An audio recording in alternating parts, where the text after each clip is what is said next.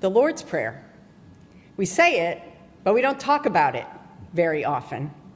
Many of us learned it as children. We memorized it in Sunday school, or we just absorbed it from being in worship and perhaps at home. Because so many of us in this room right now were taught the version from the King James Bible.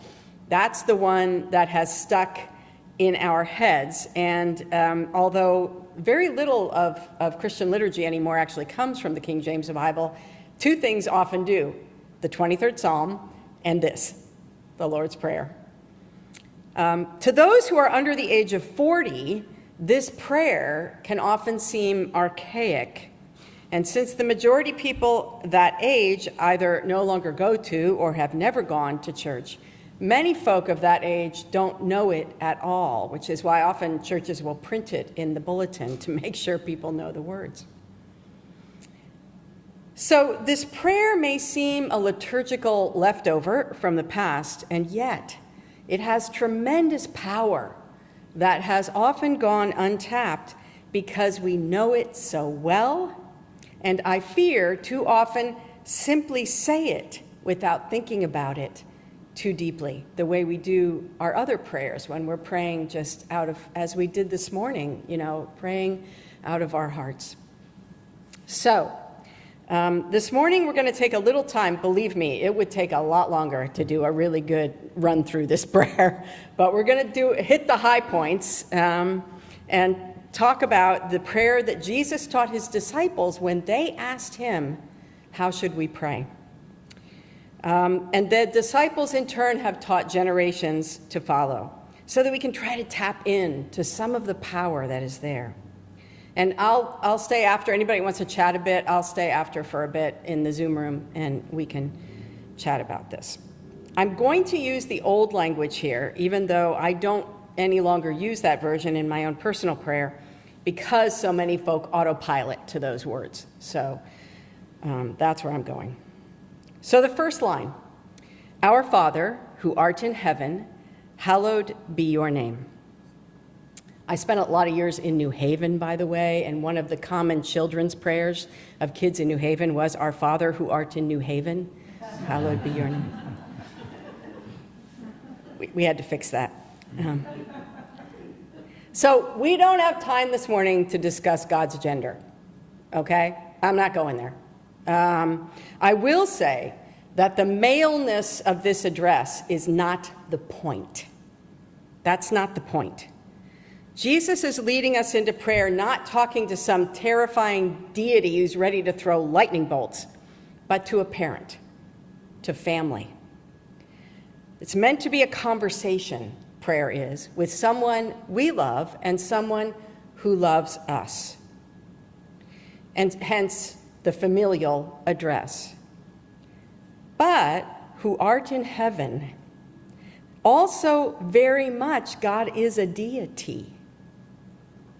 We pray not to any human being on earth, for no human being deserves the kind of love and devotion and obedience and honor that God does.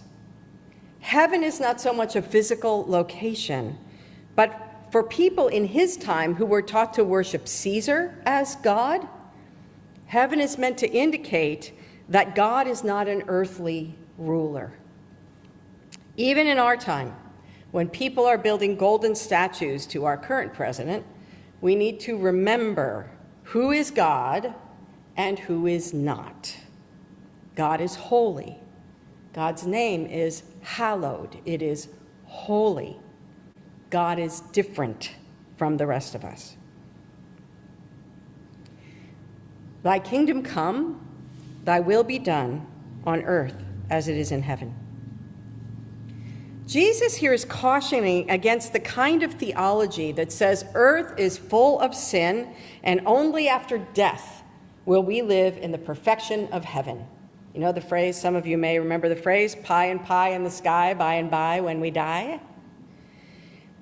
The whole point of the coming of Jesus is that God has not given up on this earth, and particularly on its human inhabitants.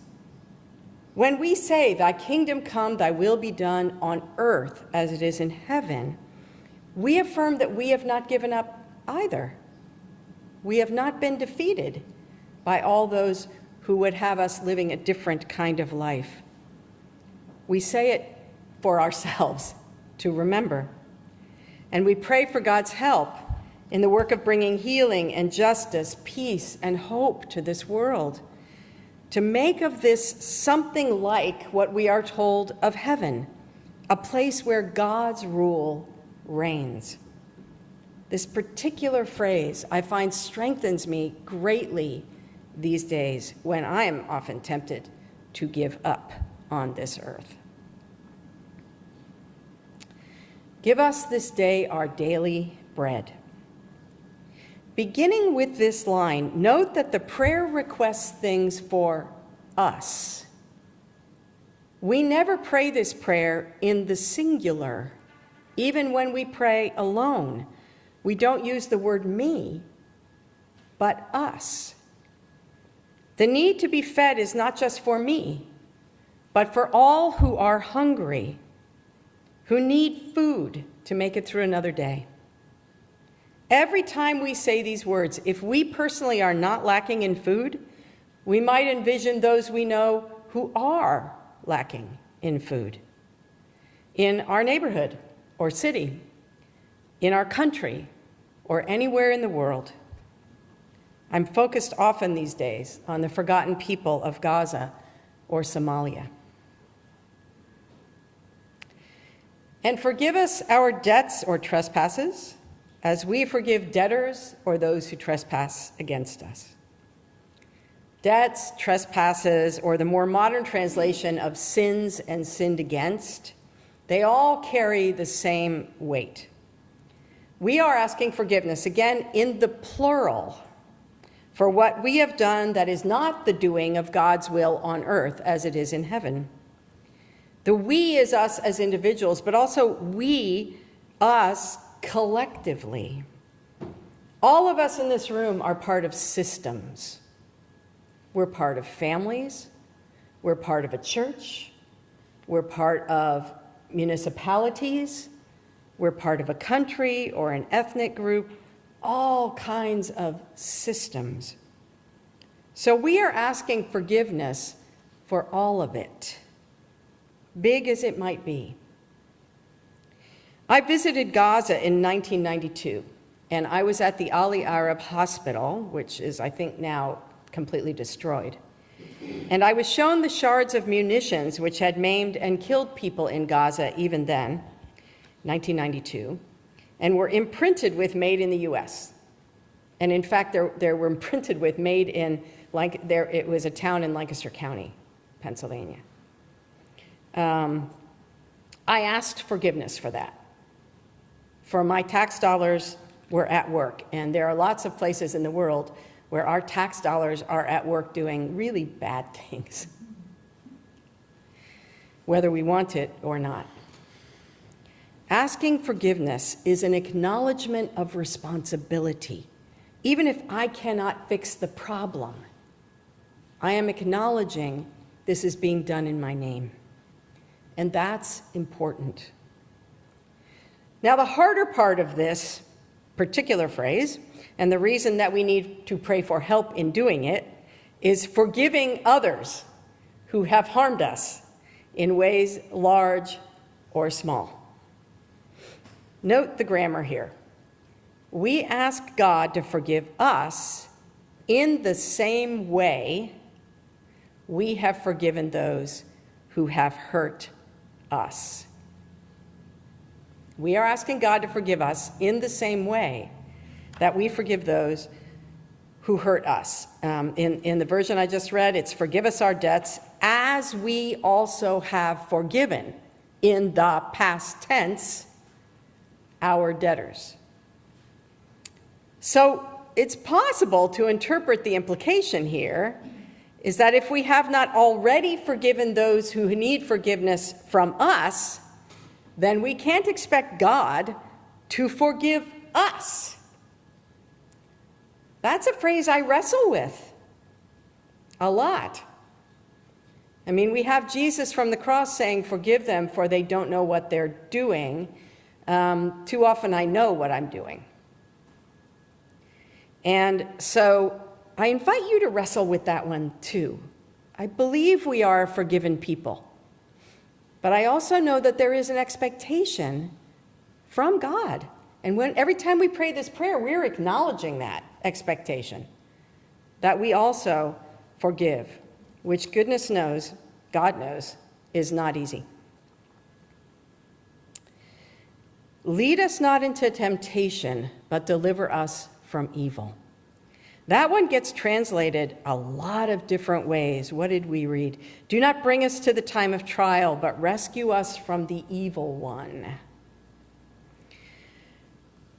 The word the King James translated as temptation might be more accurately translated. The trial thing begins to pick it up. Don't bring us to a time when we are tried so hard that we give up and act contrary to your will. Don't bring us to a time when we are tried so hard that we give up and act contrary to your will. Temptation doesn't always have that depth. This is not about being tempted to eat chocolate, people. Okay? This is much bigger than that. It's tied in this sentence to a request to be delivered from evil. In our baptismal liturgy in the United Church of Christ, those being baptized or their parents are asked to promise to resist oppression and evil. And that's what this is about. The response in the baptismal liturgy is, I do with the help of God. I do with the help of God.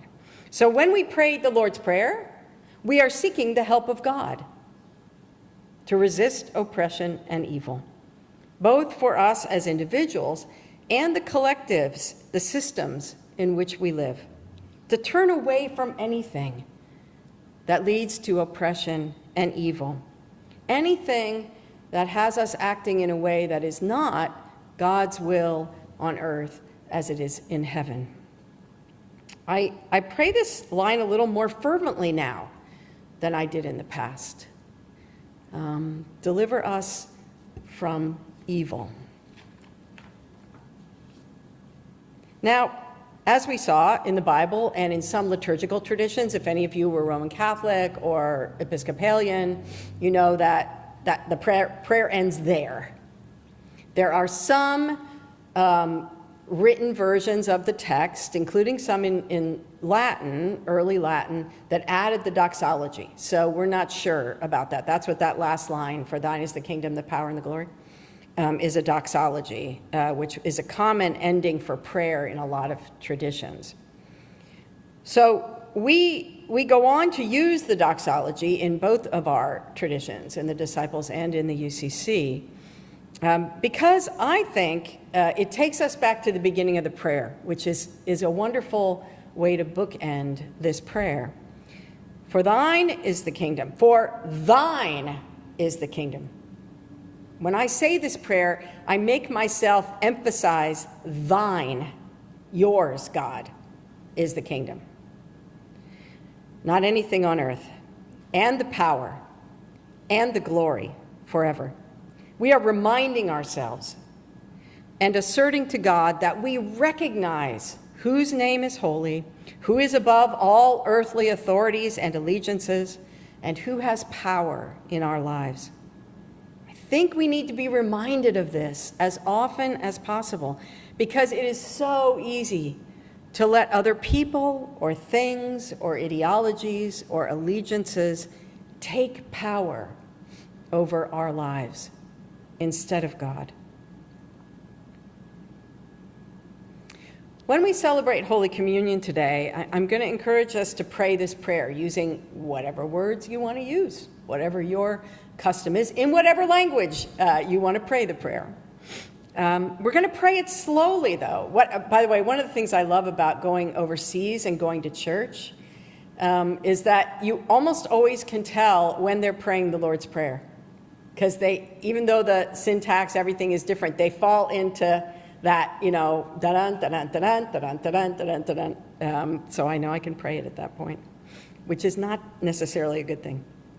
But we're going to pray this prayer slowly and focus. I invite you to focus on what we are saying in the context of prayer.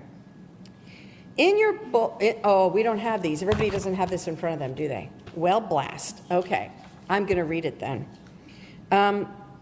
Sometimes it helps if we have really different words to this prayer to kind of focus our heads on what it's saying. So there is one version of the prayer that I particularly think is so interesting.